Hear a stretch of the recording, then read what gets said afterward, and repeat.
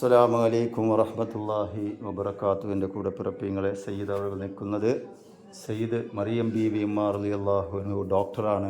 അള്ളാഹു സുബ്ഹാനഹു വ തആല ഇവിടുത്തെ ദർജ അള്ളാഹു ഉയർത്തി കൊടുക്കട്ടെ. ഇവിടുത്തെ ബർക്കത്ത് കൊണ്ട് അള്ളാഹു നിങ്ങളെ മജ്ലിസിലുള്ളവരുടെ എല്ലാ രോഗങ്ങളും അള്ളാഹു ശിഫ നൽകട്ടെ. അള്ളാഹു ക്യാൻസർ രോഗങ്ങൾ, പ്രയാസ രോഗം കൊണ്ടൊക്കെ ബുദ്ധിമുട്ടുന്നവരുണ്ട്, അള്ളാഹു ശിഫ നൽകട്ടെ.